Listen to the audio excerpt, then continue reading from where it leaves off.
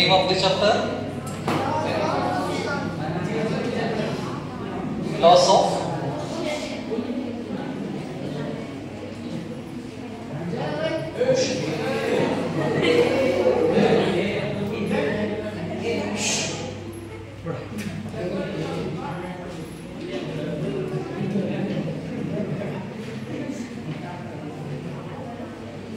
laws of motions.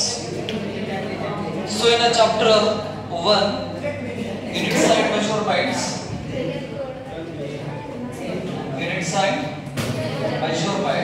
that is the chapter number 1. So in that chapters we studied about some basic things of physics. So ಹಾಗಾದ್ರೆ ಮೊದಲನೇ chapter ಒಳಗಡೆ ನಾವು basics ಏನ್ ಬೇಕಲ್ಲ physics ಗೆ basics ಅನ್ನು study ಮಾಡಿದ್ವಿ ನಾವು, ರೈಟ್? ಸೆಕೆಂಡ್ ಚಾಪ್ಟರ್ ದಲ್ಲಿ ನಮಗೆ ಮೆಕ್ಯಾನಿಕ್ಸ್ ಅನ್ನೋ ಒಂದು ಬ್ರಾಂಚ್ ಅನ್ನು ಸ್ಟಾರ್ಟ್ ಮಾಡ್ತೀವಿ ನಾವು. ಯಾವ branch? Mechanics. So it is the branch of physics which deals with the study of the right? The objects at rest are in motion. So ಹಾಗಾದ್ರೆ ಈ ಮೆಕ್ಯಾನಿಕ್ಸ್ ಅನ್ನೋದು ಆಬ್ಜೆಕ್ಟ್ಸ್ ರೆಸ್ಟ್ ದಲ್ಲಿ ಇದ್ದಾಗ ಅಥವಾ ಮೋಷನ್ಸ್ ದಲ್ಲಿ ಇದ್ದಾಗ ಏನೆಲ್ಲ ಆಗ್ತದೆ, ಏನೆಲ್ಲ ಬರ್ತಾವ ಅನ್ನೋದನ್ನ ನಾವು ಸ್ಟಡಿ ಮಾಡಿದ್ವಿ, right? So in mechanics it is the study of an object at rest or in motions. We classify this mechanics into two categories. One is a static and another one is dynamic. Static and another one is dynamic. A static is the study of objects at rest and dynamics is the study of objects in motion. So in dynamics again we have two kinds of dynamics. One is kinematics and another one is kinetics. So in the third and that is the second and third chapter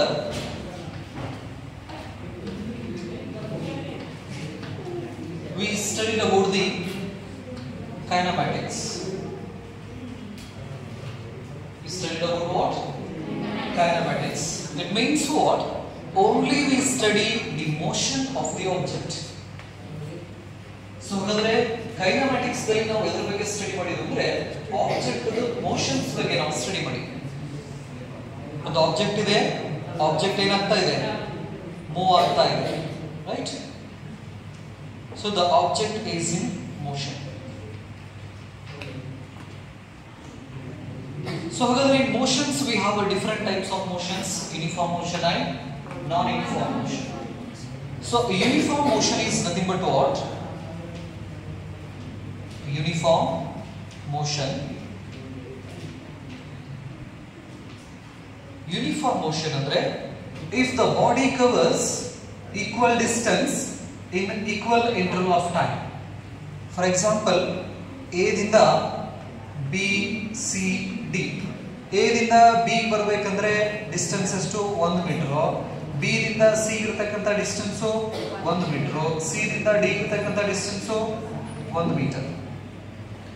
A ದಿಂದ B ಗೆ ತಗೊಳ್ತಕ್ಕಂತಹ time 1 second. B ದಿಂದ C ಗೆ 1 second. C ದಿಂದ D ಗೆ 1 second. So ಹಾಗಾದ್ರೆ ಇಲ್ಲಿ ಏನಿದಾವೆ ಇವು? Equal distance or displacement. ಇವಾಗ ನಾವು ಏನಂತ ಕರಿತೀವಿ? ಈಕ್ವಲ್ ಡಿಸ್ಟೆನ್ಸ್ ಅಥವಾ ಈಕ್ವಲ್ ಡಿಸ್ಪ್ಲೇಸ್ಮೆಂಟ್ ಅಂತ ನಾವು ಕರಿತೀವಿ, ರೈಟ್? ಇಲ್ಲಿ ಏನಿದೆಯಲ್ಲ ಇವಕ್ಕೆ ನಾವು ಈಕ್ವಲ್ ಇಂಟರ್ವಲ್ ಆಫ್ ಟೈಮ್ ಅಂತ ಕರೀತಾ ಇದ್ದೀವಿ. Equal interval of time. A uniform motion is nothing but what?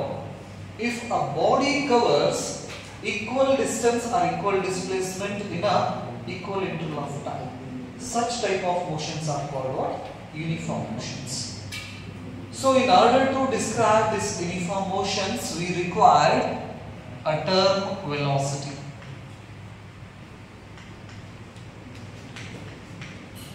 So ಹಾಗಾದ್ರೆ ಯೂನಿಫಾರ್ಮ್ ಮೋಷನ್ಸ್ ನಾವು ಡಿಸ್ಕ್ರೈಬ್ ಮಾಡಬೇಕಾದ್ರೆ ನಮಗೆ ಬೇಕಾದಂತ ಟರ್ಮ್ ಯಾವುದು ವೆಲಾಸಿಟಿ ಅಂತ ನಾವು ಕರೀತೀವಿ. ಸೊ ಹಾಗಾದ್ರೆ ಯೂನಿಫಾರ್ಮ್ ಮೋಷನ್ ಅಂದ್ರೆ if a body covers equal distance or equal displacement in equal interval of time. ಅಂದ್ರೆ ಈಗ ಒಂದು ಹೆಜ್ಜಿನ ನಾನು 1 ಸೆಕೆಂಡಿಗೆ ಇಡ್ತೀನಿ, ಇನ್ನೊಂದು ಹೆಜ್ಜಿನ 1 ಸೆಕೆಂಡಿಗೆ, ಈ ರೀತಿ ಒಂದೊಂದು ಹೆಜ್ಜಿನ ಒಂದೊಂದು ಸೆಕೆಂಡಿಗೆ ಇಟ್ಕೊಂತ ಹೋದಂದ್ರೆ ಇದಕ್ಕೆ ನಾವು ಯೂನಿಫಾರ್ಮ್ ಮೋಷನ್ ಅಂತ ನಾವು ಕರೀತೀವಿ. Uniform motions. ಸೊ ಹಾಗಾದ್ರೆ ಯೂನಿಫಾರ್ಮ್ ಮೋಷನ್ಸ್ ಅನ್ನು ನಾವು ಡಿಸ್ಕ್ರೈಬ್ ಮಾಡಬೇಕಂದ್ರೆ ನಮಗೆ ಯಾವುದು ಟರ್ಮ್ ಬೇಕು?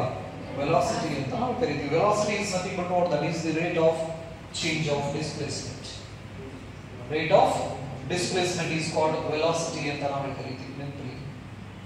The SI unit of this velocity is meter per second, and this velocity is a vector quantity and its direction is from initial to final positions. That is the direction of the displacement. So ಹಾಗಾದ್ರೆ ಈ object uniform motions ಯಾವಾಗಲೂ ಮಾಡೋಕ್ಕಾಗೋದಿಲ್ಲ, ಅಂದ್ರೆ ಒಂದೇ ರೀತಿ ಚಲಿಸಕ್ಕಾಗೋಂಗಿಲ್ಲ. ನಮ್ಮ daily life ಒಳಗಡೆ ನಾವು ಈಗ ಮೋಷನ್ ಮಾಡ್ತೀವಲ್ಲ, ಬೆಳಗ್ಗೆ ಎದ್ದಾಗಿಂದ ಸಾಯಂಕಾಲ ಮಟ್ಟ ಒಂದೇ ರೀತಿ ನಡೆದಾಡ್ಕೊಂತ ಹೊರಟ್ಬಿಡ್ತೇವೆ. ಓಕೆವಾ? ಇಲ್ಲ, ಕುದುರ್ತೇವೆ, ಹೇಳ್ತೇವೆ, ಯಾವುದಿಲ್ಲ, ನಿಲ್ತೇವೆ, ಒಳ್ಳೆಯಾಡ್ತೇವೆ. ಸೊ ಹಾಗಾದ್ರೆ we have non uniform motion.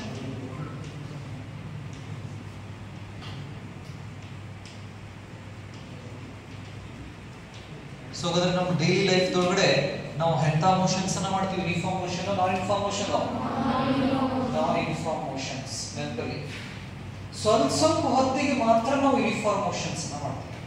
ನೆನಪಲ್ಲಿ ಈಗ ಬರ್ಯಾಕತ್ತೀರಪ್ಪ ಅಂತ ಹೇಳಿದ್ರೆ ಒಂದೇ ಸ್ಪೀಡ್ ಒಳಗಡೆ ಬರ್ಕೊಂಡು ಹೋಗ್ತೀರಾ. ಒಂದು ವರ್ಡ್ ಸ್ಟಾರ್ಟ್ ಮಾಡಿದ್ರಪ್ಪ ಅಂದ್ರೆ ಆ ವರ್ಡ್ ಅನ್ನು ಬರ್ಯಾಕ ಒಂದೇ ಸ್ಪೀಡ್ ದಲ್ಲಿ ಹೋಗ್ತೀರಾ. This is what?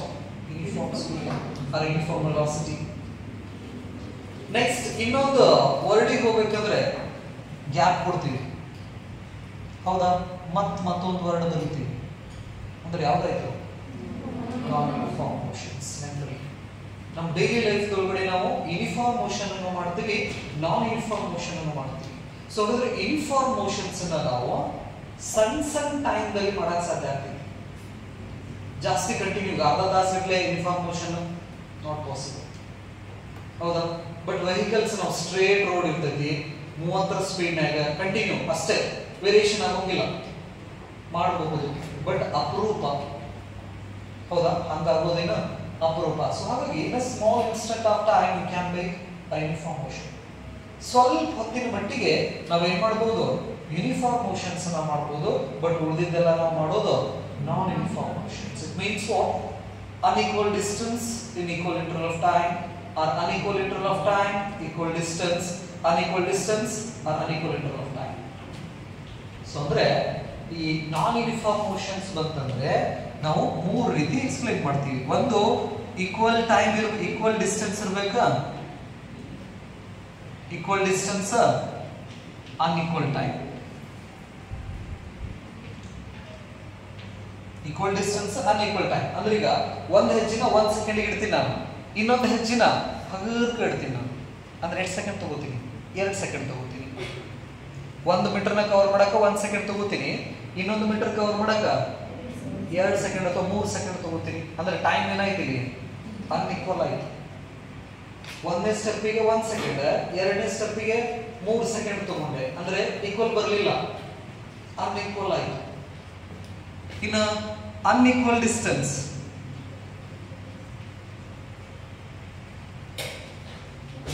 Equal time. Time equal ಐತಿ, ಬಟ್ ಕವರ್ ಮಾಡತಕ್ಕಂಥ distance unequal.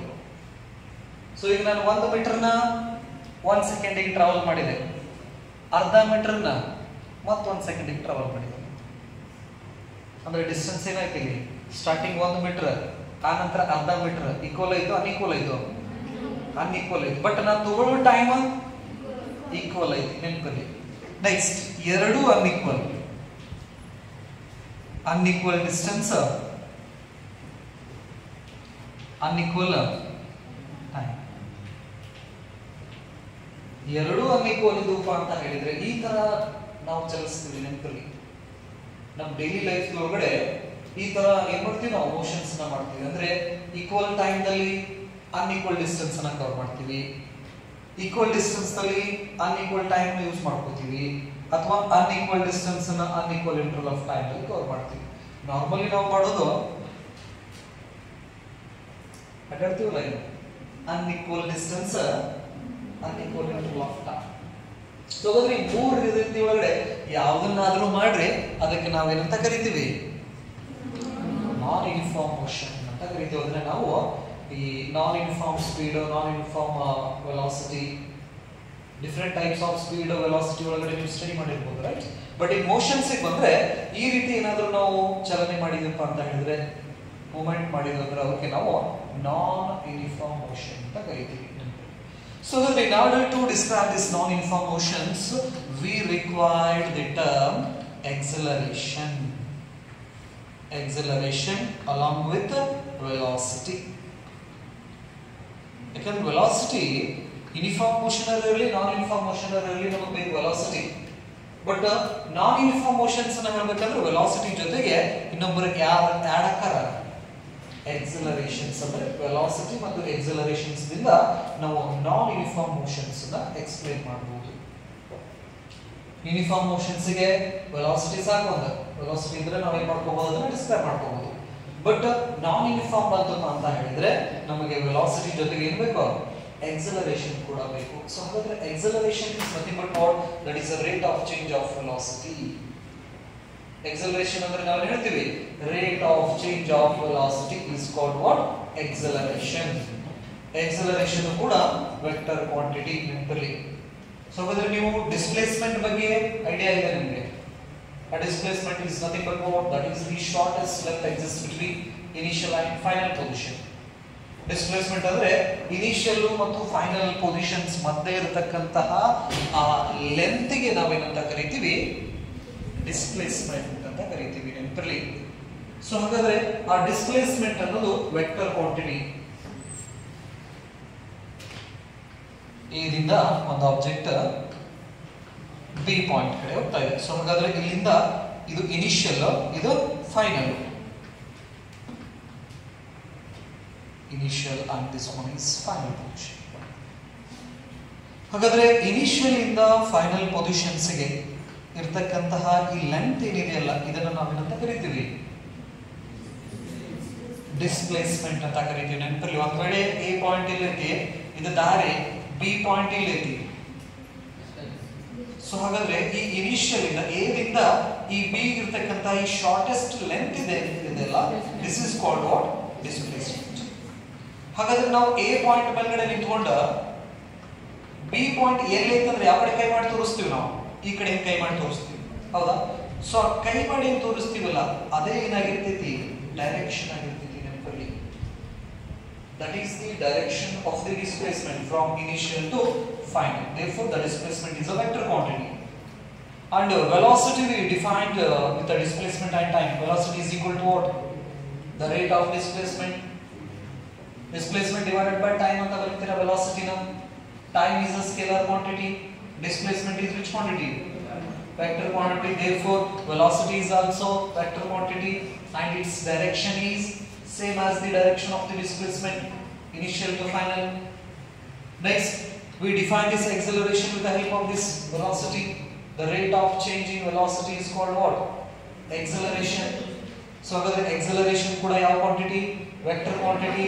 Acceleration of the direction, velocity the direction, displacement of the direction, initial to final. Displacement to velocity, acceleration ಅನ್ನೋ ಯಾವ quantity ಇವು, vector quantity. ಅವರ direction initial to final, ನೆನಪಲ್ಲಿ, right? ಹಾಗಾದ್ರೆ uniform motions ಗೆ velocity ಸಾಕು, ನಾನ್ uniform motions ಗೆ velocity ಜೊತೆಗೆ ಎಕ್ಸಲರೇಷನ್ಸ್ ಕೂಡ ಬೇಕು. ಅಂದ್ರೆ ನಾವು ಅವನ್ನ ಅರ್ಥ ಮಾಡ್ಕೋಬಹುದು, ನಾನ್ ಯೂನಿಫಾರ್ಮ್ ಮೋಷನ್ ಅಂತ ಹೇಳಿದ್ರೆ, ರೈಟ್? ಸೊ ಹಾಗಾದ್ರೆ ಇವ್ರ ಬಗ್ಗೆ ನಾವು ಎರಡನೇ ಚಾಪ್ಟರ್ ಒಳಗಡೆ ಸ್ಟಡಿ ಮಾಡಿದ್ವಿ, motion in a straight line. ಹಾಗಾದ್ರೆ ಇಲ್ಲಿ ನಾವು ಮೋಷನ್ಸ್ ಬಗ್ಗೆ ಅಷ್ಟೇ ಸ್ಟಡಿ ಮಾಡಿದ್ರೆ ಹೊರತು ಈ ಮೋಷನ್ಸ್ ಗೆ ಯಾರು ಕಾರಣ ಅನ್ನೋದ್ರ ಬಗ್ಗೆ ವಿಚಾರ ಮಾಡಿಲ್ಲ. Who governs that, or what governs the motion of that object. ಈ ವಸ್ತು ಚಲಿಸಬೇಕಂದ್ರೆ ಅದ್ರ ಹಿಂದ್ಗಡೆ ಯಾರಿದಾರ, ಯಾರ ಆಡಳಿತ ನಡೆಸಕತ್ತಾರ, ಯಾರ ಅದಕ್ಕೆ ಹೋಗುವಂತ ಮಾಡ್ಯಾರ ಅನ್ನೋದ್ರ ಬಗ್ಗೆ ನಾವು 2ನೇ ಚಾಪ್ಟರ್ದೊಳಗಡೆ ಅಷ್ಟು ತಲೆ ಕೆಡಿಸ್ಕೊಂಡಿಲ್ಲ, ವಿಚಾರ ಮಾಡಿಲ್ಲ ನಾವು ಅದ್ರ ಬಗ್ಗೆ. It means what? We don't bother about the cause for that motion in the chapter 2. ಆ ಮೋಷನ್ಸ್ ಹಿಂದ್ಗಡೆ ಇರ್ತಕ್ಕಂತಹವರು ಯಾರು, ಎದಕ್ಕೆ ಆಬ್ಜೆಕ್ಟ್ ಮುಂದೆ ಹೊಂಟತಿ, ಎದ್ರ ಸಂಬಂಧ ಹೊಂಟತಿ ಅನ್ನೋದ್ರ ಬಗ್ಗೆ ಏನ್ ಮಾಡಿಲ್ಲ ನಾವು, ವಿಚಾರ ಮಾಡಿಲ್ಲ. ಎಲ್ಲಿ 2ನೇ ಚಾಪ್ಟರ್ ಒಳಗಡೆ, ರೈಟ್, 2 ಮತ್ತು 3ನೇ ಚಾಪ್ಟರ್ ಒಳಗಡೆ. But in this chapters we are going to discuss about that. ಆ ಮೋಷನ್ಸ್ ಜೊತೆಗೆ ಆ ಮೋಷನ್ಸ್ಗೆ ಯಾರ ಕಾರಣ ಅನ್ನೋದು ಕೂಡ ನಾವೇನ್ ಮಾಡ್ತೀವಿ, ಇಲ್ಲಿ ಕನ್ಸಿಡರ್ ಮಾಡ್ಕೊಂಡು ಹೋಗ್ತೀವಿ. ಸೊ ಹಾಗಾಗಿ we are studying kinetics in this chapter. So ಹಾಗಾದ್ರೆ ಈ ಚಾಪ್ಟರ್ ದಲ್ಲಿ ನಾವು ಕೈನೆಟಿಕ್ಸ್ ಅನ್ನ ಸ್ಟಾರ್ಟ್ ಮಾಡ್ತೀವಿ. Means what? a kinetic is the study of motion of the object with considering the cause for that motion. What governs the motion of the object? ಯಾರು object ಹಿಂದದಾರ ಅನ್ನೋರ್ನು ಕೂಡ ನಾವೇನ್ ಮಾಡ್ತೀವಿ, ಕನ್ಸಿಡರ್ ನ ಮಾಡ್ಕೋತೀವಿ ನೆನಪಲ್ಲಿ ಕೈನೆಟಿಕ್ಸ್ ದಲ್ಲಿ. ಬಟ್ ಕೈನೆಮ್ಯಾಟಿಕ್ಸ್ ದಲ್ಲಿ we don't bother about the cause for the motion. ಆ ವಸ್ತು ಚಲಿಸಕ್ಕೆ ಯಾರು ಕಾರಣ ಅನ್ನೋದ್ರ ಬಗ್ಗೆ ನಾವು ತಲೆ ಕೆಡಿಸ್ಕೊಳ್ಳೋಂಗಿಲ್ಲ, ಕನ್ಸಿಡರ್ ಮಾಡ್ಕೊಳ್ಳೋಂಗಿಲ್ಲ, ಅದ್ರ ಬಗ್ಗೆ ವಿಚಾರ ಮಾಡೋಂಗಿಲ್ಲ ನಾವಿಲ್ಲಿ ಕೈನೆಮ್ಯಾಟಿಕ್ಸ್ ದಲ್ಲಿ. ಬಟ್ ಕೈನೆಟಿಕ್ಸ್ ಒಳಗಡೆ ಹಂಗಲ್ಲ, ವಸ್ತು ಚಲಿಸಾಕತ್ತೈತಿ ಕರೆ, ಆದ್ರ ಚಲಿಸೋಂಗ್ ಮಾಡಿದವ್ರು ಯಾರು, ಅವ್ರ ಬಗ್ಗೆನೂ ಕೂಡ ನಾವು ವಿಚಾರ ಮಾಡ್ತೀವಿ ಎಲ್ಲಿ, ಕೈನೆಟಿಕ್ಸ್ ಒಳಗಡೆ ನೆನಪಲ್ಲಿ. ಸೊ ಹಾಗಾದ್ರೆ ಇಲ್ಲಿ ಜಸ್ಟ್ ಮೋಷನ್ಸ್ ಬಗ್ಗೆ ಅಷ್ಟೇ ಕನ್ಸಿಡರ್ ಮಾಡ್ಕೋತೀವಿ. ಕೈನೆಟಿಕ್ಸ್ ದಲ್ಲಿ ಮೋಷನ್ ಮತ್ತೆ ಆ ಮೋಷನ್ಸ್ ಗೆ ಕಾರಣ ಆದವರು ಕೂಡ ನಾವು ಕನ್ಸಿಡರ್ ಮಾಡ್ಕೊಂಡು ಹೋಗ್ತೀವಿ. ಕ್ಲಿಯರ್ ಇದು? ಎಲ್ಲಿದು? ಕೈನೆಟಿಕ್ಸ್ ಒಳಗಡೆ. ಸೊ ಹಾಗಾಗಿ ನಾವು ಈ ಲಾಸ್ ಆಫ್ ಮೋಷನ್ಸ್ ಏನಿದೆ ಅಲ್ಲ, ಇದನ್ನ ನಾವು ಕೈನೆಟಿಕ್ಸ್ ಒಳಗಡೆ ಹಾಕ್ತೀವಿ. So here we consider the cause for that motion. So general ಆಗಿ ಕೆಲವೊಂದಿಷ್ಟು ಆಕ್ಟಿವಿಟೀಸ್ ನ ನಮ್ಮ ಡೇ ಲೈಫ್ ಒಳಗಡೆ ನಾವು ಮಾಡಿರ್ತೀವಿ. ಈ ಆಕ್ಟಿವಿಟೀಸ್ ಅನ್ನ ಹೇಳ್ತೀನಿ, ಸ್ವಲ್ಪ ಆಕ್ಟಿವಿಟೀಸ್ ಒಳಗಡೆ ಏನೇನ್ ಆಗ್ತಿತ್ತು ಅನ್ನೋದನ್ನ ಸ್ವಲ್ಪ ವಿಚಾರ ಮಾಡ್ರಿ ಒಂದ್ ಸೆಕೆಂಡ್. ಫಸ್ಟ್ ಏನಪ್ಪಾ ಅಂದ್ರೆ, ಒಂದು ಫುಟ್ಬಾಲ್ ರೆಸ್ಟ್ ಇದೆ, ಫುಟ್ಬಾಲ್ ಇದೆ ರೆಸ್ಟ್ ಒಳಗಡೆ ಇದನ್ನು ಗ್ರೌಂಡ್ ದಾಗ ತಗೊಂಡು ಫುಟ್ಬಾಲ್ ಇಟ್ಟಿವಿ ನಾವು. ಸೊ ಹಾಗಾದ್ರೆ ಆ ಫುಟ್ಬಾಲ್ ನ ಮುಂದೆ ಕಳಿಸ್ಬೇಕಂದ್ರೆ ಏನ್ ಮಾಡ್ತೀರಾ? ಕೊನೆ ಕ್ವೆಶ್ಚನ್. ಸಿಚುವೇಶನ್ ಏನೋ, ಒಂದು ಫುಟ್ಬಾಲ್ ಇದೆ, ಫುಟ್ಬಾಲ್ ನಿಮ್ಮ ಮುಂದೆ ಇಟ್ಟದೆ, ಅದನ್ನ ಏನ್ ಮಾಡ್ಬೇಕು ನೀವು? ಮುಂದೆ ಕಳಿಸ್ಬೇಕು. 2ನೇ ಸಿಚುವೇಶನ್, ಅದನ್ನ ಕೈಯಾಗ ಬಾಲ್ ಕೊಟ್ಟೈತಿ ನಿಮ್ಗೆ, ರೈಟ್, ಅಥವಾ ಒಂದು ಆಬ್ಜೆಕ್ಟ್ ಕೊಟ್ಟೈತಿ, ಆಬ್ಜೆಕ್ಟ್ ನ ನೀವು ಏನ್ ಮಾಡ್ಬೇಕು? ಮ್ಯಾಲ್ ಕಳಿಸ್ಬೇಕು. ಮೊದಲನೇ ಸಿಚುವೇಶನ್ಸ್ ನಲ್ಲಿ ಒಂದು ಫುಟ್ಬಾಲ್ ಇಟ್ಟೈತಿ, ಫುಟ್ಬಾಲ್ ನ ಮುಂದೆ ಹೋಗೋಂಗ್ ಮಾಡ್ಬೇಕ. 2ನೇ ಸಿಚುವೇಶನ್ಸ್ ನಲ್ಲಿ ನಿಮ್ ಕೈಯಾಗ ಒಂದು ಕಲ್ ಕೊಟ್ಟೈತಿ ಅಥವಾ ಸ್ಟೋನ್ ಕೊಟ್ಟೈತಿ, ಅದನ್ನ ಏನ್ ಮಾಡ್ಬೇಕ? ಮ್ಯಾಲ್ ಕಳಿಸೋದಕ್ಕ ಮಾಡ್ಬೇಕು, ರೈಟ್. ಸೊ ಹಾಗಾದ್ರೆ ಮೊದಲನೇ ಸಿಚುವೇಶನ್ಸ್ ನಲ್ಲಿ ಏನ್ ಮಾಡ್ತೀರಾ? ಜನರಲ್ ಆಗಿ ಏನೋ, ಈ ಫುಟ್ಬಾಲ್ ಮುಂದೆ ಹೋಗಿಪ್ಪ ಅಂತ ಹೇಳಿದ್ರೆ ಅಡ್ಯಾಡ್ಕೊಂತ ಹೋಗ್ಬೇಕಾದ್ರೆ ನಡ್ಕೊಂಡ್ ಬಾಲ್ ಇತ್ತಪ್ಪ ಅಂತ ಹೇಳಿದ್ರೆ ಏನ್ ಮಾಡ್ತಾರೆ? ಸೈಡ್ ಹಾಕ್ಬೇಕು. ಬಾಲ್ ಏನ್ ಮಾಡ್ತೀವಿ? ಇದೇ ಫುಟ್ಬಾಲ್ ಅಂತ ಹೇಳಿ ಅದ ಒಂದು ಕಲ್ಲು ಇಟ್ಟಿದ್ರೆ ಅದನ್ನ ಒದ್ದು ಹಾಕಿರಿ. ಫುಟ್ಬಾಲ್ ಇಟ್ಟಿದ್ರೆ ಏನ್ ಮಾಡ್ತೀವಿ ನಾವು? ಒದ್ದು ಹಾಕಿವಿ, ಅದ್ ಮೋಷನ್ಸ್ ಹೊರಗಡೆ ಹೋಗ್ತೈತಿ. ಸಪೋಸ್ ಒಂದ್ ವೇಳೆ ಅದೇ ಜಾಗದಾಗ ಅಷ್ಟ ಸೈಜ್ ಒಂದು ಕಲ್ಲು ಇಟ್ಟಿದ್ರಪ್ಪ ಅಂದ್ರೆ ಏನಕ್ಕೆ? ಸೈಡ್ ಹಾಕಿರ. ಸರಿ, 2ನೇ ಸಿಚುವೇಶನ್ ಅಂದ್ರೆ, ಮೊದಲನೇ ಸಿಚುವೇಶನ್ಸ್ ಒಂದು ಫುಟ್ಬಾಲ್ ಐತಿ, ಆ ಫುಟ್ಬಾಲ್ ನ ಏನ್ ಮಾಡ್ತೀರಾ? ಓದಿತೀರಾ, ಓದ್ರ ಫುಟ್ಬಾಲ್ ಏನಾಗ್ತೈತಿ? ಮುಂದೆ ಹೊಕ್ಕೈತಿ, ಹೌದಾ? ಸ್ಲೋ ಓದ್ರಂದ್ರೆ ಸ್ಲೋಲಿ ಒಳ್ಳೆಯಾಡುವಂತ ಹಾಕತ್ತೆ, ಅಂದ್ರೆ ಗ್ರೌಂಡ್ ಮೇಲೆ ಹಾಕೈತಿ. ಸ್ವಲ್ಪ ಯಾತ್ರ ಮ್ಯಾಗಿನ ಸಿಟ್ಟು ತಗೊಂಡು ಹೋದ್ರಂದ್ರ ಗಾಳಿ ಒಳಗಡೆ ಹೋಗ್ತೈತಿ. ಅಬ್ಸರ್ವ್ ಮಾಡಿರ? ನಾರ್ಮಲಿ ಸ್ವಲ್ಪ ಸ್ಲೋಲಿ ಹೋದ್ರಪ್ಪ ಅಂತ ಹೇಳಿದ್ರೆ ಆ ಗ್ರೌಂಡ್ ದಲ್ಲಿ ಒಳ್ಳೆಯಾಡ್ಕೊಂತ ಹೋಗ್ತೈತಿ. ಸ್ವಲ್ಪ ಜಾಸ್ತಿ ಫೋರ್ಸ್ ಆಗಿ ಹೋದ್ರಪ್ಪ ಅಂತ ಹೇಳಿದ್ರೆ ಗಾಳಿ ಒಳಗಡೆ ಬರ್ತೈತಿ. ನೆನಪಲ್ಲಿ ಹೆಂಗ್ ಬರ್ತೈತಿ ಅದು? ಅದರದ ಪಾತ್ ನೆನಪಲ್ಲಿ ಫಿಸಿಕ್ಸ್ ಅನ್ನ ನಾವು study of nature and natural phenomena ಅಂತ ಕರಿತೀವಿ. ಇವನ್ನೆಲ್ಲ ಮಾಡ್ಯಾವ. ಕ್ರಿಕೆಟ್ ಆ ಬಾಲ್ ನ ಹಿಡಿತೀವಿ, ಕೀಪರ್ ಕೈ ಒಳಗಡೆ ಒಗಿಬೇಕಂದ್ರೆ ಆ ಬಾಲ್ ನ ಏನ್ ಮಾಡ್ಬಿಡ್ತೀವಿ? ಮುಳಿಸ್ಕೇ ಬಿಡ್ತೀವಿ, ತಗೊಂಡ್ತೀವಿ, ಬೌಂಡ್ರಿಯಿಂದ ಉಳಿಸ್ತೇವೆ. ಯಾಕೆ ಏನ್ ಮಾಡ್ತೀವಿ? ಥ್ರೋ ಮಾಡ್ತೀವಿ. ಥ್ರೋ ಮಾಡಿದಾಗ ಅದು ಬಾಲ್ ಹೇಗೆ ಹೋಗ್ತೈತಿ, ವಿಚಾರ ಇರ್ಲಿ ಸ್ವಲ್ಪ ತಲೆ ಒಳಗಡೆ. ರೈಟ್, ಎರಡನೇ ಸಿಚುವೇಶನ್ಸ್ ಏನ್ ಮಾಡಿದ್ವಿ, ಒಂದು ಕಲ್ ಕೊಟ್ಟಿದ್ದೀವಿ ಕೈ ಒಳಗಡೆ, ಅದನ್ನ ಏನ್ ಮಾಡ್ಬೇಕ, ಮ್ಯಾಲ್ ಕಳಿಸ್ಬೇಕು. ಮ್ಯಾಲ್ ಕಳಿಸ್ಬೇಕಂದ್ರೆ ಏನ್ ಮಾಡ್ತೀವಿ, ಅದನ್ನ ತೂರ್ತೀವಿ. ಹೌದಾ, ತೂರುದು ಅಂದ್ರೆ ಪುಷ್ ಮಾಡೋದು, ಅಪ್ವರ್ಡ್ ಪುಷ್ ಮಾಡ್ತೀವಿ ನಾವು ಅದಕ್ಕೆ. Okay right. ಜಗ್ಗುದಂದ್ರೆ ನಾವ್ ಏನ್ ಮಾಡ್ತೀವಿ, ಪುಲ್ ಅಂತ ಹೇಳ್ತೀವಿ, ಪುಷ್ ಪುಲ್. ನೆಕ್ಸ್ಟ್, ಈ ಗಾಳಿ ಬಿಡ್ತಂದ್ರೆ ಆ ಕಿಟಕಿ ಒಳಗಡೆ ಆ ಕಡೆ ಈ ಕಡೆ ನೋಡಿದ್ರಪ್ಪ ಅಂದ್ರೆ ಅಲ್ಲಿ ಏನಾಗತ್ತದ, ಅಲ್ಲಿ ಈ ಕಡೆ ಹಾರಾಡಕತ್ತಾವ. ಸ್ವಲ್ಪ ಹಿಂದ್ ಹೊಳಿ ನೋಡ್ರಿ, ಅಲ್ಲಿ ಕಿಟಕಿ ಒಳಗಡೆ ಮರ ಅಳಗಾಡಕತ್ತಾವ. ಸೊ ಹಾಗಾದ್ರೆ ಏನಾಗ್ತದೆ, ಇಲ್ಲಿ ಗಿಡದ ರೆಂಬಿ ಕೊಂಬಿ ಅಷ್ಟು ಏನಾಗಕತ್ತಾವ, ಅಳಗಾಡಕತ್ತಾವ. ಸಪೋಸ್ ಒಂದ್ ವೇಳೆ ಇದ ಗಾಡಿನ ಇನ್ನೂ ಸ್ಟ್ರಾಂಗ್ ಆಗಿ ಬಿಸಾಕತ್ತಿತ್ತಂದ್ರೆ ನಾವು ಏನಕ್ಕಿದೀವಿ, ಹಾರಾಡ್ತಿದ್ವಿ. ಸ್ಟ್ರಾಂಗ್ ವಿಚಾರ ಮಾಡ್ರಿ, ನೆನಪಿರ್ಲಿ. ಸ್ಲೋ ಬಂದ್ರೆ, ಮೀಡಿಯಂ ಬಂದ್ರೆ, ಫಾಸ್ಟ್ ಬಂದ್ರೆ, ಹೆವಿ ಬಂತಪ್ಪ ಅಂತ ಹೇಳಿದ್ರೆ, ಸ್ಲೋ ಇತ್ತಂದ್ರೆ ಇದ ರೆಂಬೆ ಕೊಂಬೆ ನಿಧಾನಕ ಏನಕ್ಕವ ಅಳಗಾಡ್ತವೆ. ಗಾಳಿ ಫಾಸ್ಟ್ ಬಂತಂದ್ರೆ ಸ್ಪೀಡ್ ಆಗಿ ಅಳಗಾಡ್ತವೆ. ಇನ್ನೂ ಹೆವಿ ವಿಂಡ್ ಬಂತಪ್ಪ ಅಂತ ಹೇಳಿದ್ರೆ ಆ ರೆಂಬೆ ಕೊಂಬೆ ಮುರ್ಕೊಂಡು ಹೋಗ್ತಾವ. ಅದಕ್ಕಿ ಜಾಸ್ತಿ ಬಂತಂದ್ರ ಆ ಗಿಡಕ್ ಮರನ ಕಿತ್ಕೊಂಡು ಹೋಗಿರ್ತಾವ. ನೆನಪಿರ್ಲಿ. ಹೌದಾ, ನೋಡ್ತೀವಿ, ನೋಡಂಗಿಲ್ಲ ಇವನ್ನೆಲ್ಲ. ಇನ್ನ ನದಿ ಒಳಗಡೆ ಒಂದು ಬೋಟನ್ನ ಸಣ್ಣ ಹುಡುಗರು ಇದ್ದಾಗ ಬೋಟ್ ಗಿಟ್ ಮಾಡಿ ಬಿಡು ಚಾಳಿ ಇತ್ತು, ಹೆಂಗ ಇತ್ತಲ್ಲ, ನಮ್ಗೆಲ್ಲ ಇತ್ತು. ಪೇಪರ್ ತಗೊಂಡು ಬಿಳಿ ಬಂತಂದ್ರೆ ಏನ್ ಮಾಡೋದ, ಬೋಟ್ ಮಾಡಿ ನೀರ್ ಹರಿದ್ರೊಳಗಡೆ ಬೋಟನ್ನ ಬಿಡೋದು. ಹೌದಿಲ್ಲ, ಏನಾಕಿತ್ತಲ್ಲ, ಬೋಟ್ ಅಲ್ಲೇ ನಿಂತು ಬಿಡ್ತೈತೆ. ಏನಾಕಿತ್ತ, ಮುಂದ ಪಕ್ಕೆತ್ತು. ಇದನ್ನೆಲ್ಲ ಅಬ್ಸರ್ವ್ ಮಾಡಿರ, ಹೌದಿಲ್ಲ. ಹಾಗಾದ್ರೆ ಈ ವಸ್ತು ಸಿಚುವೇಶನ್ಸ್ ದಲ್ಲಿ ಆ ಆಬ್ಜೆಕ್ಟ್ ಚಲಿಸ್ಬೇಕಂದ್ರೆ ಸ್ವಲ್ಪ ಏನ್ ಮಾಡ್ರಿ, ವಿಚಾರ ಮಾಡಿ ಹೇಳ್ರಿ. ಇವೇನ್ ಸಿಚುವೇಶನ್ಸ್ ಹೇಳಿದ್ವಲ್ಲ, ಈ ವಸ್ತು ಸಿಚುವೇಶನ್ಸ್ ನಲ್ಲಿ ಆಬ್ಜೆಕ್ಟ್ಸ್ ಏನಾಗ್ತಾ ಇದಾವು, ಒಂದು ಜಾಗದಿಂದ ಇನ್ನೊಂದು ಜಾಗಕ್ಕೆ ಹೋಗ್ತಾ ಇದಾವೆ. ಅದನ್ನ ನಾವು ಮೋಷನ್ ಅಂತ ನಾವು ಕರಿತೇವೆ. Motion is nothing but what, if the object changes its condition with respect to time and its surroundings. ಅದನ್ನ ನಾವೇನಂತ ಕರಿತೀವಿ, ಮೋಷನ್ ಅಂತ ನಾವು ಕರಿತೀವಿ. ಹಾಗಾದ್ರೆ ಈಗ ಮೊದಲನೇ ಸಿಚುವೇಶನ್ಸ್ ನಲ್ಲಿ ಫುಟ್ಬಾಲ್ ಇತ್ತು. ಆ ಫುಟ್ಬಾಲ್ ಮುಂದೆ ಹೋಗೋಂಗ್ ಮಾಡ್ಬೇಕಂದ್ರೆ ನಾವೇನ್ ಮಾಡಿದ್ವಿ, ಅದನ್ನ ಓದ್ವಿ. ಜನರಲ್ ಆಗಿ ನಾರ್ಮಲ್ ಆಗಿ ನಾವೇನ್ ಮಾಡ್ತೀವಿ, ಓದಿದ ಅಂತ ಹೇಳ್ತೀವಿ. ನಾವು ಒಂದು ಕಿಕ್ ಕೊಟ್ವಿ, ಆಬ್ಜೆಕ್ಟ್ ಏನಾಯ್ತು, ಮುಂದೆ ಮಾಡ್ತು. ಎರಡನೇ ಸಿಚುವೇಶನ್ಸ್ ನಲ್ಲಿ ಒಂದು ಕಲ್ಲು ಕೊಟ್ಟಿದ್ವಿ ನಾವು, ಹೌದಾ. ಸೊ ಹಾಗಾದ್ರೆ ಆ ಕಲ್ಲನ್ನ ಮ್ಯಾಲ ಕಳಿಸ್ಬೇಕು ಅಂತ ಹೇಳಿದ್ರೆ ನಾವು ಏನ್ ಮಾಡ್ತೀವಿ, ಆ ಸ್ಟೋನ್ ಅನ್ನ ಅಪ್ವರ್ಡ್ ಪುಷ್ ಮಾಡ್ತೀವಿ, ಮೇಲ್ ಕಳಿಸ್ತೀವಿ. ಸೊ ಅಂದ್ರೆ ನಮ್ಮ ಕೈಯಿಂದ ಅದಕ್ಕೆ ನಾವು ಫೋರ್ಸ್ ಅನ್ನು ಅಪ್ಲೈ ಮಾಡ್ತೀವಿ. ಫುಟ್ಬಾಲಿಗೆ ಕಾಲಿಂದ ಫೋರ್ಸ್ ಅಪ್ಲೈ ಮಾಡ್ತೀವಿ, ಈ ಕಲ್ಲಿಗೆ ಕೈಯಿಂದ ಫೋರ್ಸ್ ಅಪ್ಲೈ ಮಾಡ್ತೀವಿ.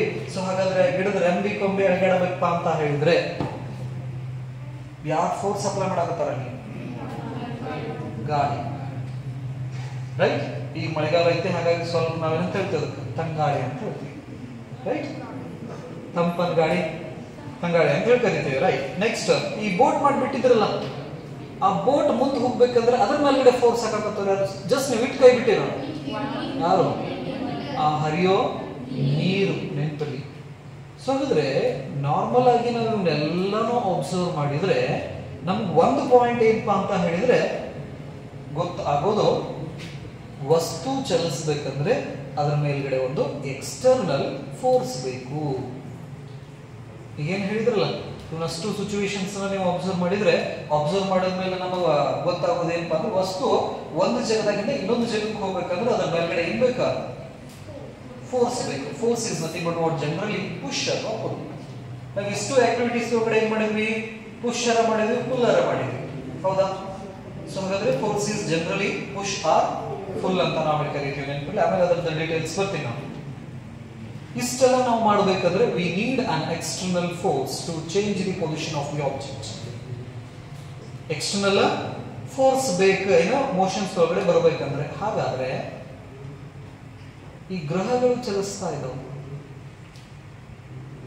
ಜಸ್ಟ್ ವಿಚಾರ ಮಾಡಿ. ಹಾಗೆ ಏನೋ ಗ್ರಹಗಳು ಚಲಿಸ್ತಾ ಇದಾವೆ. ಹಾಗಾದ್ರೆ ಈ ಗ್ರಹಗಳ ಮೇಲ್ಗಡೆನೋ ಫೋರ್ಸ್ ಯಾರು ಹಾಕಾಕತ್ತಾರ? ಕಂಟಿನ್ಯೂಸ್ ಮೋಷನ್ಸ್ ಇದಾವ. ನೆನಪಿರ್ಲಿ, ಈಗ ಒಂದು ಸಣ್ಣವರಿದ್ದಾಗ ನಿಮ್ಗೆ ಅಡಿಗೆ ಸಾಮಾನ ಕೊಡ್ಸಿರ್ಬೋದು. ಗಾಡಿ, ಪ್ಲಾಸ್ಟಿಕ್ ಕಾರ್, ಮನೆ ಒಳಗಡೆ ಸಣ್ಣ ಹುಡುಗರು ಇರ್ತಾರ, ಅವ್ರಿಗೆ ಒಂದೇನಾದ್ರು ಪ್ಲಾಸ್ಟಿಕ್ ಕಾರ್ ಕೊಟ್ರ ಅಂದ್ರೆ ಅವ್ರ ಅಂತೇಳಿ ಕಾರ್ನ್ಯಾಗ ಓಡಾಡ್ತಿರ್ತಾರ. ಅವ್ರ ಮನ್ಯಾಗ ಏನ್ ಮಾಡ್ತಿರ್ತಾರ, ಕಾರ್ನ್ಯಾಗ ಓಡಾಡ್ತಿರ್ತಾರ. ಇನ್ ಸ್ವಲ್ಪ ಅಡ್ಡಾಡೋಂಗಿದ್ದು ಅಂದ್ರ ಅವ್ರ ದಾರ ಕಟ್ಟಿ ಕೊಡ್ತಾರ. ಹೌದಾ? ದಾರ ಕಟ್ಟಿ ಹೇಳ್ಕೊಂಡು ಹಿಂಗ್ ಮಾಡ್ಕೊಟ್ಟಿರ್ತಾವ.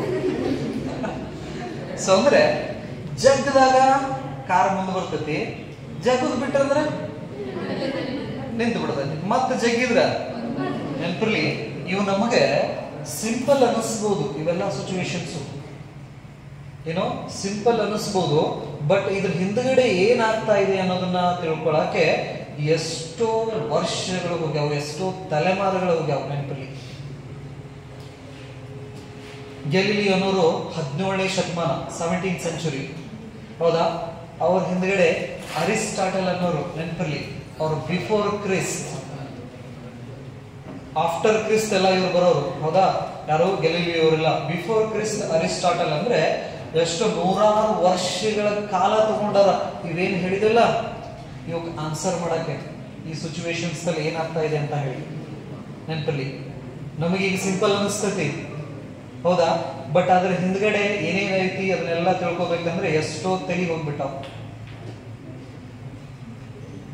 ಸರಿ, ಹಾಗಾದ್ರೆ ಕೆಲವೊಂದಿಷ್ಟು ಆಬ್ಜೆಕ್ಟ್ಸ್ ಮೋಷನ್ಸ್ ಬರ್ಬೇಕಂದ್ರೆ ಫೋರ್ಸ್ ಬೇಕು ಅಂತ ಹೇಳಿದ್ವಿ. ಅದೇ ಈಗ ಒಂದು ಆಬ್ಜೆಕ್ಟ್ ಇನ್ಕ್ಲೈನ್ಡ್ ಪ್ಲೇನ್ ಇಂದ ಕೈ ಬಿಟ್ರೆ, ಇಲ್ಲಿಂದ ಕೈ ಬಿಡ್ತೀವಿ ನಾವು, ಅಂತ ಕೆಳಗೆ ಬರ್ತೈತಿ, ಹೌದಾ? ಹಾಗಾದ್ರೆ ಕೆಳಗೆ ಬರ್ತಕ್ಕಂಥ ಆಬ್ಜೆಕ್ಟ್ಸ್ ಅನ್ನ ನಿಲ್ಲಿಸ್ಬೇಕಂದ್ರೂ ಕೂಡ ಏನ್ ಬೇಕು? ಫೋರ್ಸ್ ಬೇಕು. ಈಗ ಜಾರ್ಗುಂಡಿ ಆಡ್ತಿರ್ತಾರ, ಹೌದಾ? ಸಣ್ಣ ಹುಡುಗರನ್ನ ಜಾರ್ಗುಂಡಿಯಿಂದ ಮ್ಯಾಲ ಬಿಟ್ಟಪ್ಪ ಅಂದ್ರೆ ಸ್ಪೀಡ್ ಬರಕತ್ತಾರ ಅಂದ್ರೆ ಓಡೇ ಹಿಡ್ಕೊತಾರ. ಈ ಹೈಸ್ಕೂಲ್ ಒಳಗಡೆ ನೀವು ಶಾರ್ಟ್ ಪುಟ್ ಗುಂಡೆ ಎಸೆತ ನೋಡಿರಿಲ್ಲ? ಸೊ ಗುಂಡೆ ಎಸೆತ ನೀವು ಒಗಿಬೇಕಾದ್ರೆ ಇದ್ರಿಗೊಬ್ಬರು ನಿಂತಿರ್ತಾರೆ, ಕ್ಯಾಚ್ ಹಿಡಾಕಿರ್ತಾರ.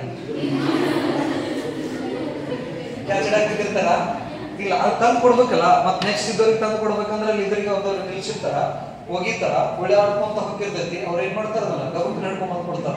ಹಿಂಗ್ ಒಗಿದ್ಕನ ಹಿಂಗ್ ಕ್ಯಾಚ್ ಕೊಡೋದಿಲ್ಲ, ರೈಟ್?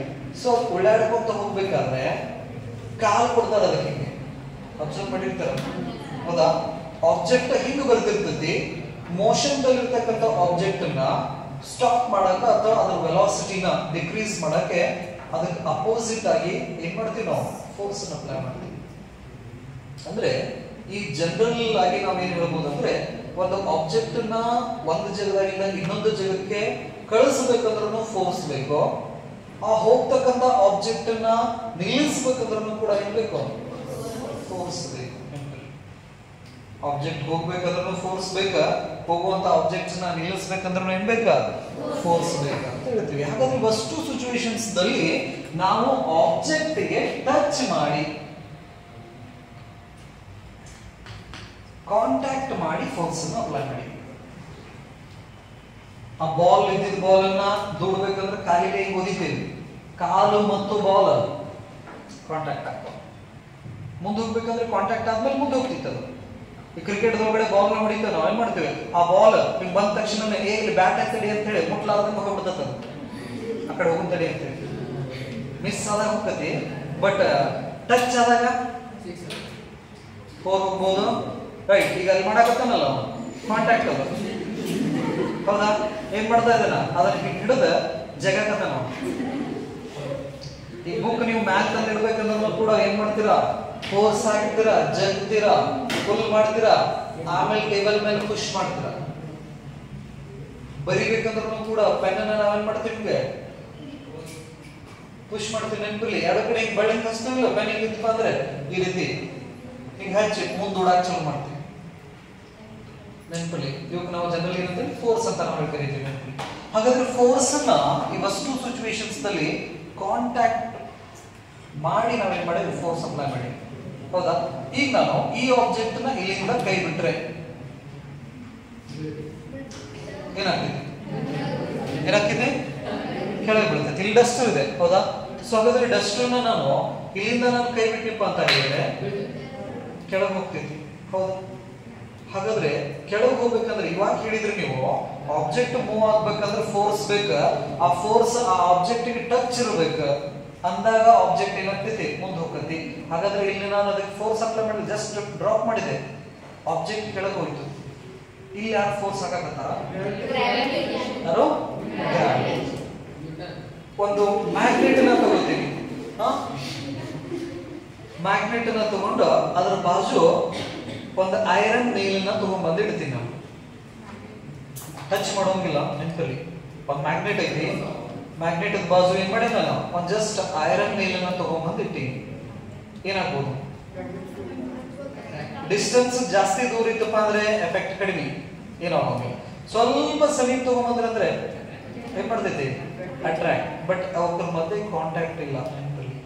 ಅಂದ್ರೆ ಆಬ್ಜೆಕ್ಟ್ಸ್ ನಾವು ಮೋಷನ್ಸ್ ತರಬೇಕಂದ್ರೆ ಫೋರ್ಸ್ ಅಪ್ಲೈ ಮಾಡಬೇಕು. ಆ ಫೋರ್ಸ್ ಕಾಂಟ್ಯಾಕ್ಟ್ ಫೋರ್ಸ್ ಆಗಿರಬಹುದು, ವಿತೌಟ್ ಕಾಂಟ್ಯಾಕ್ಟ್ ಫೋರ್ಸ್ ಕೂಡ ಆಗಿರಬಹುದು. It means what? If you want to disturb an object we should apply a force. That may be a contact force or without contact force. ಈ gravity ಅನ್ನೋದೇನಿದೆಯಲ್ಲ, ಈ gravity ಅನ್ನೋದು ಕೂಡ objects ಮೇಲ್ಗಡೆ force ಹಾಕ್ತಾ ಇದೆ, ಆದರೆ ಅದು ವಿತೌಟ್ ಕಾಂಟ್ಯಾಕ್ಟ್ ಫೋರ್ಸ್. ಹಾಗಾಗಿ ಆಬ್ಜೆಕ್ಟ್ಸ್ ಮ್ಯಾಲಿಂದ ಸ್ಪೇಸ್ ಹಿಂಗ್ ಬಿಟ್ನಿಪ್ಪ ಅಂದ್ರೆ ಕೆಳಗೆ ಹೋಗ್ತೈತೆ, ಭೂಮಿನ ಬಂದು ಹಿಡ್ಕೊಂಡು ಹಿಂಗೆ ಹೋಗ್ತದೆ ಕೆಳಗೆ, ಹೌದಿಲ್ಲ? ಓಕೆನಾ?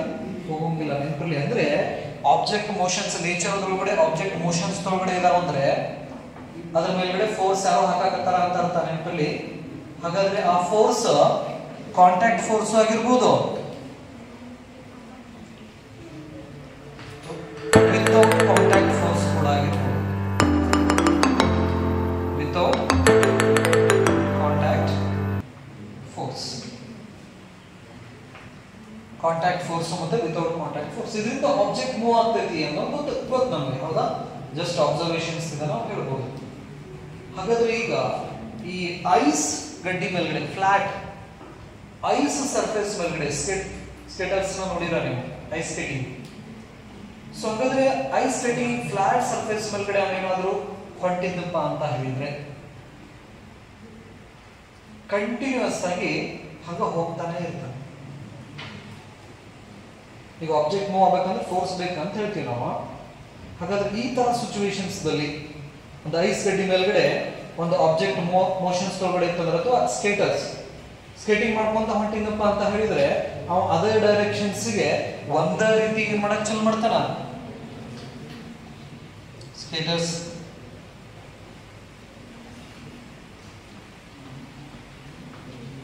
ಕಂಟಿನ್ಯೂ ಆಗಿ ಒಂದೇ ಡೈರೆಕ್ಷನ್ ಅದೇ ಡೈರೆಕ್ಷನ್ಸ್ಗೆ ಹೊಂಟಿರ್ತಾರೆ. ಈ ಗ್ರಹಗಳು ನೋಡ್ತೀವಿ ನಾವು, ಸೂರ್ಯನ ಸುತ್ತಲೂ ಗ್ರಹಗಳೆಲ್ಲ ಚಲಿಸ್ತಾ ಇದಾವೆ. ಹಾಗಾದ್ರೆ ಯುವಕರ ಮೇಲ್ಗಡೆ ಫೋರ್ಸ್ ಬೀಳಾಕತ್ತಿದ್ರೆ ಹೆಂಗೆ? ಇವೆಲ್ಲ ಮೂವ್ ಆಗ್ಬೇಕಲ್ಲ, ಮೂವ್ ಆಗ್ಬೇಕಂದ್ರೆ ಏನ್ ಬೇಕು? ಫೋರ್ಸ್ ಬೇಕು ಅಂತ ಹೇಳ್ತೀವಿ. ಹಾಗಾದ್ರೆ ಫೋರ್ಸ್ ಇದ್ರಷ್ಟು ಆಬ್ಜೆಕ್ಟ್ ಮೂವ್ ಆಗ್ತೈತಾ? ಫೋರ್ಸ್ ಇರ್ಲಿಲ್ಲ ಅಂದ್ರೆ ಆಬ್ಜೆಕ್ಟ್ ಮೂವ್ ಆಗೋಂಗಿಲ್ಲ.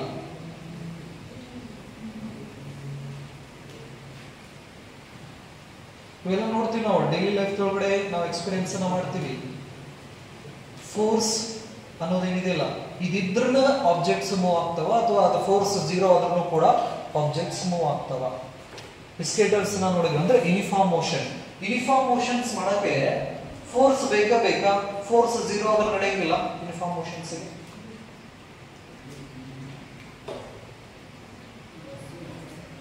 ಇವಕ್ಕೆಲ್ಲಕ್ಕೂ ಆನ್ಸರ್ಸ್ ಗೆಲಿಲಿಯೋ ಮತ್ತು ನ್ಯೂಟನ್ ಅವರು ಕೊಡ್ತಾರೆ. ಬಟ್ ಅವ್ರು ಬರೋಕಿನ ಮುಂಚೆ ಅರಿಸ್ಟಾಟಲ್ ಅನ್ನೋ ಗ್ರೀಕ್ ಥಿಂಕರ್ ಅಂತ ಕರಿತೀವಿ, ರೈಟ್? ಸೊ ಹಾಗಾದ್ರೆ ಈ ಮೋಷನ್ಸ್ ಬಗ್ಗೆ ಫಸ್ಟ್ ನಮಗೆ ಕಲ್ಪನೆಯನ್ನ ಕೊಟ್ಟವರು ಗ್ರೀಕ್ ಥಿಂಕರ್ ಅರಿಸ್ಟಾಟಲ್.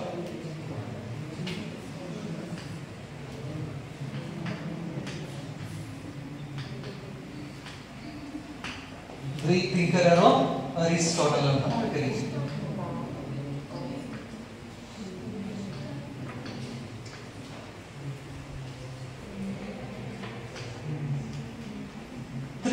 ಇವ್ರದ್ದು 384 BC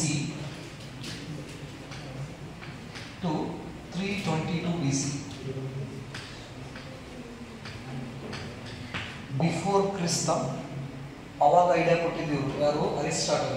ಸೊ ಇವ್ರು ಜಸ್ಟ್ ಇವ್ರು ಅಬ್ಸರ್ವೇಷನ್ಸ್ ಮುಖಾಂತರ ಏನ್ ಮಾಡಿದ್ದು ಈ ಮೋಷನ್ಸ್ ಬಗ್ಗೆ ತಿಳಿಸಿದ್ದವರು. ಅಂದ್ರೆ ನೋಡೋದು ಸುತ್ತಮುತ್ತಲು ಏನ್ ನಡೆಯಕತ್ತಿರ್ತೈತಲ್ಲ ಅದನ್ನೆಲ್ಲ ಅಬ್ಸರ್ವ್ ಮಾಡಿ ಕೆಲವೊಂದಿಷ್ಟು ಏನ್ ಕೊಡ್ತಾರ ಅವರು ಸ್ಟೇಟ್ಮೆಂಟ್ಸ್ ಅನ್ನ ಕೊಡ್ತಾರೆ. ಸೊ ಆ ಸ್ಟೇಟ್ಮೆಂಟ್ಸ್ ಸ್ವಲ್ಪ ಏನ್ ಅನ್ನೋದನ್ನ ಸ್ವಲ್ಪ ನೋಡ್ಕೊಂತ ಹೋಗೋಣ. ರೈಟ್, ಹೆಡಿಂಗ್ ಹಾಕೋದು ಅರಿಸ್ಟಾಟಲ್ ಫಾಲಸಿ ಅಂತ ನಾವು ಕರಿತೀವಿ. ಅರಿಸ್ಟಾಟಲ್ ಫಾಲಸಿ. ಫಾಲಸಿ ಅಂದ್ರೆ ತಪ್ಪು ಕಲ್ಪನೆಗಳು ಅಂತ ನಾವು ಕರಿತೀವಿ ಸದ್ಯ. ಸೊ ಹಾಗಾದ್ರೆ ಅವರು ಗ್ರೀಕ್ ಥಿಂಕರ್. ಅವರ ಕಾಲಾವಧಿ 384 BC to 322 BC before Christ. ನಾವೆಲ್ಲ ಹೇಳಿದೀವಿ ಈಗ ಆಫ್ಟರ್ ಕ್ರಿಸ್ಟ್ ಇದೀವಿ ನೆನಪಲ್ಲಿ. ಬಿಫೋರ್ ಕ್ರಿಸ್ಟ್ ಅರಿಸ್ಟಾಟಲ್ ಅನ್ನೋರು ಇವರು ಗ್ರೀಕ್ ಥಿಂಕರ್. ಸೊ ಇವ್ರ ಪ್ರಕಾರ ಈ ಮೋಷನ್ ಅಂದ್ರೆ ಎನಿ ಕೈಂಡ್ ಆಫ್ ಚೇಂಜಸ್. ಯಾರ ಪ್ರಕಾರ? ಅರಿಸ್ಟಾಟಲ್ ಅವ್ರ ಪ್ರಕಾರ ಮೋಷನ್ ಅಂದ್ರೆ ಎನಿ ಕೈಂಡ್ ಆಫ್ ಚೇಂಜಸ್ ಅಂತ ಹೇಳ್ತಾರೆ.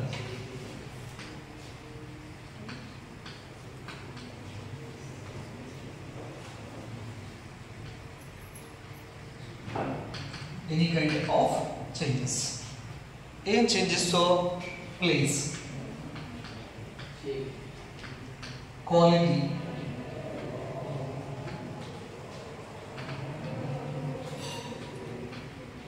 quantity, state,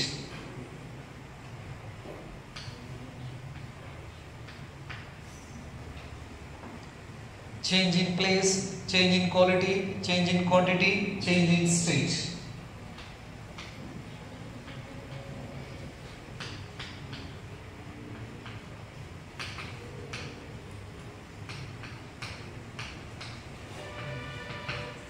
ಸೊ ಹಾಗಾದ್ರೆ ಅರಿಸ್ಟಾಟಲ್ ಪ್ರಕಾರ ಈ ಮೋಷನ್ ಅಂದ್ರೆ ಏನಪ್ಪಾ ಅಂದ್ರೆ any kind of changes.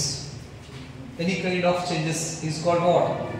Motion. ಅಂದ್ರೆ ಚಲನೆ. ಅಂದ್ರೆ ಅವ್ರ ಪ್ರಕಾರ ಏನಪ್ಪಾ ಅಂದ್ರೆ ಪ್ಲೇಸ್ ದಲ್ಲಿ ಚೇಂಜ್ ಮಾಡ್ಕೊಂತ ವಸ್ತು ಅದಕ್ಕೆ ಚಲನೆ ಅನ್ನೋದು. ನೆಕ್ಸ್ಟ್ ಕ್ವಾಲಿಟಿ, ಚಲೋ ಕೆಟ್ಟ ಕ್ವಾಲಿಟಿ. ಕ್ವಾಂಟಿಟಿ ಅಂದ್ರೆ ನಂಬರ್, ಜಾಸ್ತಿ ಕಡಿಮೆ. ರೈಟ್. ನೆಕ್ಸ್ಟ್ ಸ್ಟೇಟ್ ಅಂದ್ರೆ solid, liquid, gases or configurations.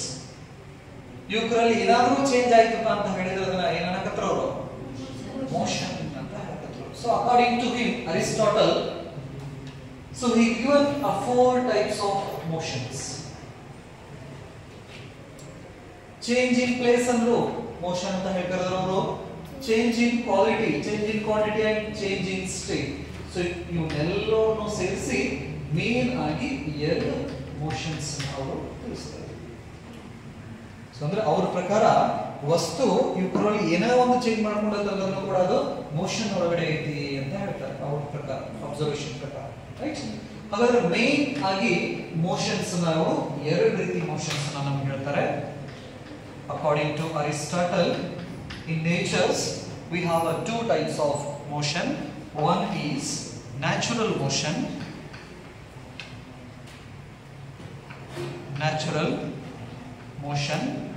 and another one is violent motion.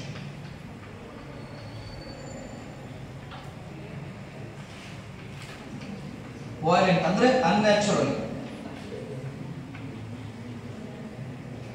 unnatural motion. So naturality ಅಂದ್ರೆ ಈ ಕ್ಲಾಸ್ ದಾಗ ಸುಮ್ಮನೆ ಕುಂತಿರ್ತಾರಲ್ಲ ಅದು ನ್ಯಾಚುರಲ್. ಅದು ಹಂಗಿಂತ ಅದು ಮಾಡ್ತಿರ್ತಾರಲ್ಲ ಅವೆಲ್ಲ ಏನು ಅನ್ಯಾಚುರಲ್ ಬಾಡೀಸ್. ರೈಟ್.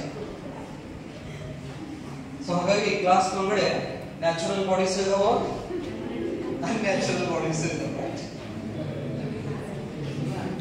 ಸರಿ, ಇಲ್ಲಿಗೆ ಬರೋಣ. ಇಲ್ಲಿಗೆ ಮೋಷನ್ಸ್.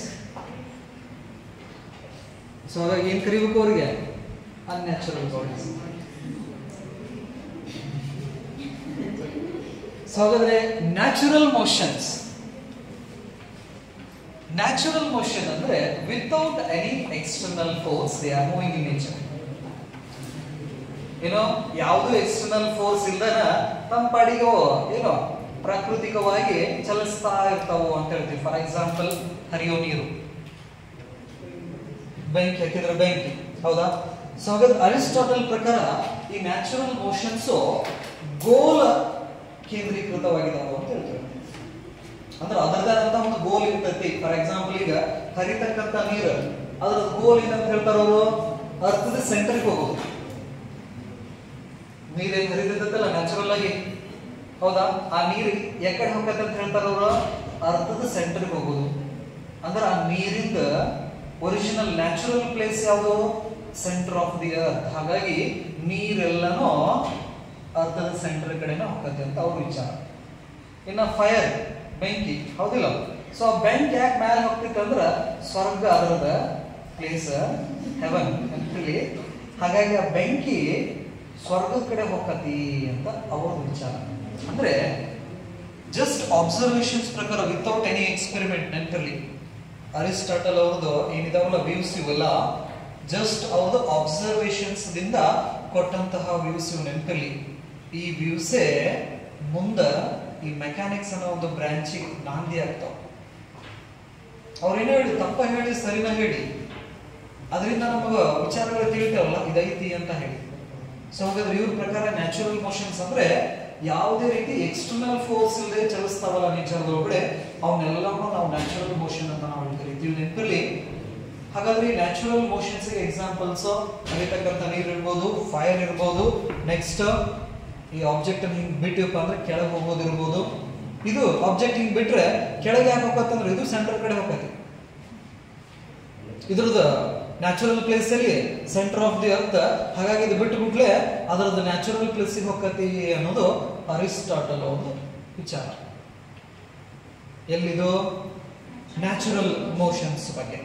ಇನ್ನ ಈ ವಯಲೆಂಟ್ ಮೋಷನ್ ಅಂದ್ರೆ, ಈ ವಯಲೆಂಟ್ ಅಂದ್ರೆ ಈಗಿಂದ ಇದ್ರೊಳಗಡೆ ಬೇರೆ ಅರ್ಥ ಕೊಡ್ತೈತಿ, ಬಟ್ ಅವ್ರ ದೃಷ್ಟಿ ಒಳಗಡೆ ಅನ್ಯಾಚುರಲ್ ಅಂದ್ರೆ with the help of the external force the object moves. Natural ಅಂದ್ರೆ without any external force. Nature ಪ್ರಕಾರ ನ್ಯಾಚುರಲ್ ಆಗಿ ನಮಗೆ ಇರ್ತದ. ಇಲ್ಲಿ ನಾವು ಅನ್ಯಾಚುರಲ್ ಅಂದ್ರೆ it requires an external force to move. For example ಈಗ ಗಾಡಿ ಎಳೆಯೋದು, ನಾವು ಬುಕ್ ತೆಗಿತೀವಿ, ಬುಕ್ ಇಡ್ತೀವಿ, ಹೌದಾ? ಇಲ್ಲೆಲ್ಲ ಏನ್ ಬೇಕು ನಮ್ಗೆ, ಎಕ್ಸ್ಟರ್ನಲ್ ಫೋರ್ಸ್ ಬೇಕು. ಈ ತರ ಮೋಷನ್ಸ್ ಅವ್ರೇನಂದ್ರು ಅನ್ಯಾಚುರಲ್ ಮೋಷನ್ಸ್ ಅಂತ ಕರೆದ್ರು. ರೈಟ್, ಇದು ಅವ್ರ ದೃಷ್ಟಿ ಪ್ರಕಾರನ ಇವೆಲ್ಲ ನೆನಪಲ್ಲಿ. ಯಾರ ಪ್ರಕಾರ? ಅರಿಸ್ಟಾಟಲ್ ಅವ್ರ ಪ್ರಕಾರ. ರೈಟ್. ಸೊ ಹಾಗಾದ್ರೆ ಅರಿಸ್ಟಾಟಲ್ ಪ್ರಕಾರ ಎಷ್ಟು ರೀತಿ ಮೋಷನ್ಸ್ ಇದಾವೆ? ಆ 4 ಮತ್ತೆ 2 ರೀತಿ ಮಾಡ್ತಾರ ಅವರು. ಒಂದು ನ್ಯಾಚುರಲ್ ಮೋಷನ್ಸ್, ಇನ್ನೊಂದು ವಯಲೆಂಟ್ ಮೋಷನ್ಸ್ ಅಂತ ಹೇಳ್ತೀವಿ. ಸೊ ಹಾಗಾದ್ರೆ ಈ ನ್ಯಾಚುರಲ್ ಮೋಷನ್ಸ್ ಬಗ್ಗೆ ಒಂದ್ 2 ಪಾಯಿಂಟ್ಸ್ ಬರ್ಕೋತೀರಾ ಹಂಗೆ? Natural motions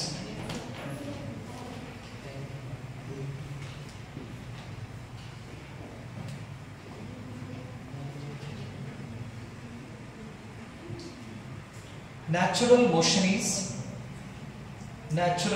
is internal and natural motion is internal and goal directed motions. Natural motion is internal and goal directed motion.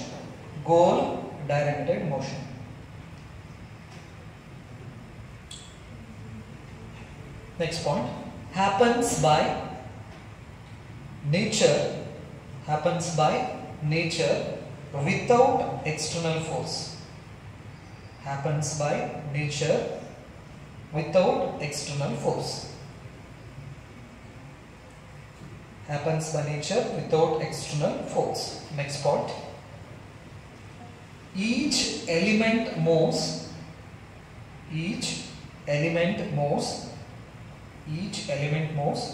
towards its natural place. Each element moves towards its natural place. ಅವಾಗಲೇ ಹೇಳಿದೆ, ನೀರು earth centre ಕಡೆ ಹೋಗೋದು, fire ಸ್ವರ್ಗಕ್ಕೆ ಹೋಗೋದು, your natural phase. Each element move towards its natural phase. Right? Examples ಬೇಕಂದ್ರೆ ಒಂದು ಬರ್ಕೊಳ್ಳಿ. Next, violent motion.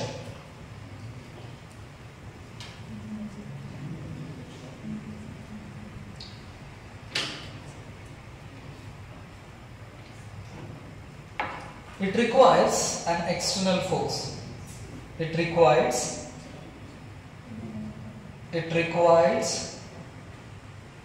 an external force. It requires external force.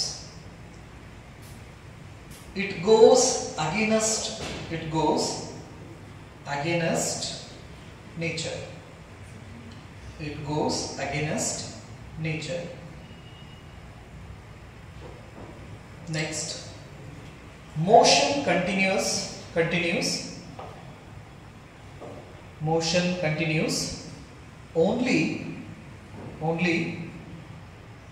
as long as force is applied. Motion continues only as long as force is applied. Example,